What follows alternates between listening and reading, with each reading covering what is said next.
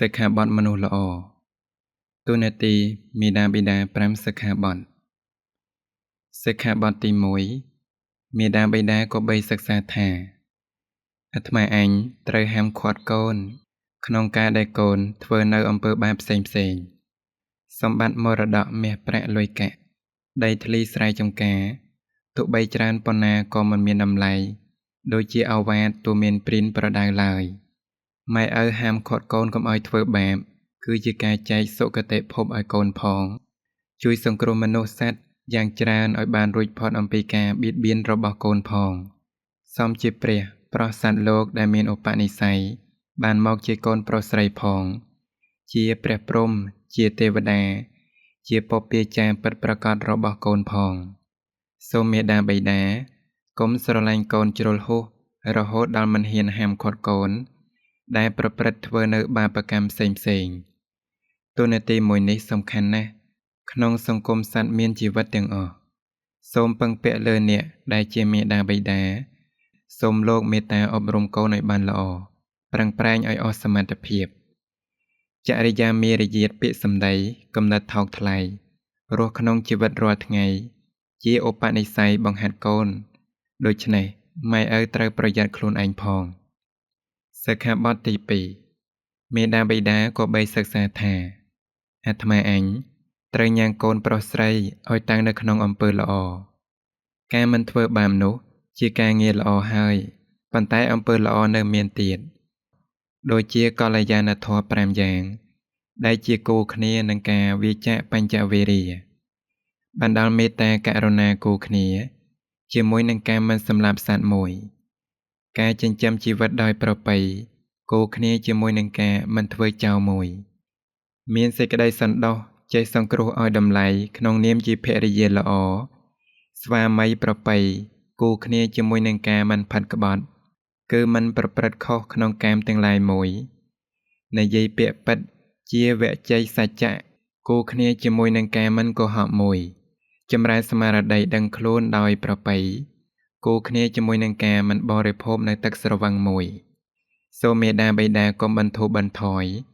កុំបណ្តែតបណ្តោយក្នុងតួនាទីរបស់ខ្លួនសូមមេត្តាជួយបំពាក់គ្រឿងអលង្ការគឺកល្យាណធម៌ឲ្យដល់បុត្រធីតាកុំគប្បីខានឡើយការបញ្ចូលគំនិតល្អព្រមដោយគុណធម៌ទៅក្នុងខ្លួនរបស់កូនប្រសើរជាងពេជ្រទាំងគ្រាប់សិក្ខាបទទី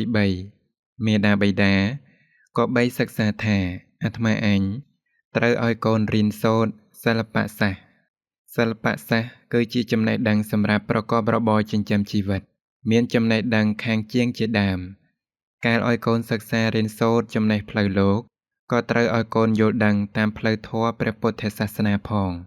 ជាប្រយោជន៍ដើម្បីកុំឲ្យប្រើប្រាស់ចំណេះផ្លូវលោកក្នុងអំពើទុច្ចរិតចិញ្ចឹមជីវិតខុសដោយប្រការផ្សេងបើកូនប្រុសស្រីត្រូវការសម្បត្តិត្រូវការទីពឹងសម្រាប់រស់ត្រូវកុំខ្ជិលច្រអូសត្រូវកុំសេពគប់ជាមួយមនុស្សមិនល្អត្រូវវាអបាយមុខគ្រប់យ៉ាងឲ្យឆ្ងាយហើយកុំប្រព្រឹត្តនៅអ្វីដែលជាការបំផ្លិចបំផ្លាញនៅស្មារតីរបស់ខ្លួនឯងឲ្យសោះត្រូវប្រឹងសិក្សារៀនសូត្រនិងបដិបត្តិនៅហេតុបច្ច័យនៃសម្បត្តិទាំងពួងព្រោះសម្បត្តិទាំងពួងមានការងារជាហេតុសំខាន់សូមកូនប្រុសស្រីគាំទ្រជីវិតបរិសុទ្ធដោយចិត្តរីករាយទ្រព្យសម្បត្តិចំណេះវិជ្ជាខាងក្រៅត្រូវអាស្រ័យគុណធម៌ខាងក្នុងទើបមានប្រយោជន៍ពិតជាម្លប់របស់ជីវិតរស់នៅមានតម្លៃសិក្ខាបទទី4មាតាបិតាក៏បីសិក្សាថាអាត្មាអញត្រូវចាត់ចែងឲ្យបានសមគួរ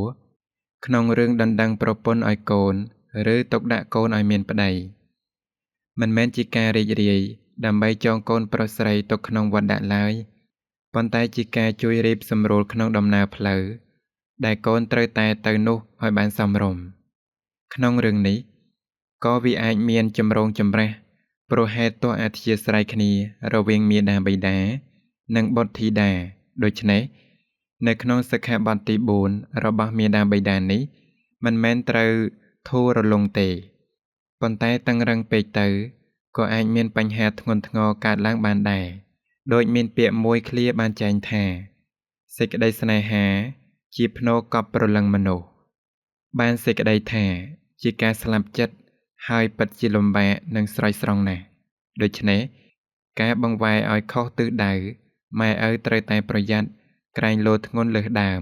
ធ្វើអ្វីៗក៏ត្រូវតែឆ្លាតដែរទើបមិនសូវប្រទះនៅបញ្ហាស្មុគស្មាញកើតមកជាមនុស្សត្រូវសិក្សាស្វែងយល់ត្រូវសាងសមត្ថភាពក្នុងតួនាទីរបស់ខ្លួនសិក្ខាបទទី5មាតាបិតាក៏បីសិក្សាថាអាត្មាអញត្រូវចែកទ្រព្យឲ្យកូនក្នុងសម័យគោសម័យដែលគោមានពីរយ៉ាងដែលសម្រាប់មាតាបិតាឲ្យទ្រព្យសម្បត្តិដល់កូនម្យ៉ាងគឺនិច្ចសម័យសម្រាប់ចាយផងធ្វើបុណ្យផងជានិច្ចរាល់ពេលកំណត់ម្យ៉ាងទៀតគឺកាលៈសម័យបានដល់ពេលកូនប្រុសស្រីមានប្តីប្រពន្ធឬឲ្យទ្រព្យមរតកផ្សេងនៅពេលដែលដឹងថាខ្លួននឹងស្លាប់សូមកូនប្រុសស្រីកុំភ្លេចថាជើងដៃសាច់សរសៃឈាមឆ្អឹងឆ្អែងរួមទាំងជីវិតកំពុងរស់នៅនេះគឺជាមរតកសម្បត្តិដែលមាតាបិតាបានចែកឲ្យហើយសឹងពោរពេញទៅដោយមេត្តាករុណានិងសេចក្តីស្រឡាញ់ចំណេះវិជ្ជាផ្លូវលោកផ្លូវធម៌ក៏ត្រូវម៉ែឪចែកឲ្យដោយសពគ្រប់ដែរ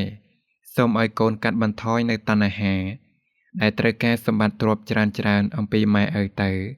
បើចេះតែទុកនៅមិនបន្ថយទីនោះវានឹងបាត់បង់នៅគុណម៉ែឪទាំងអស់បែរជាឲ្យពោលទោសឪពុកម្ដាយរបស់ខ្លួនឯងទៅវិញចំណេះវិជ្ជាព្រមដោយចរិយាមារយាទល្អនិងគុណធម៌របស់មនុស្សជាមរតកដ៏ប្រសើរ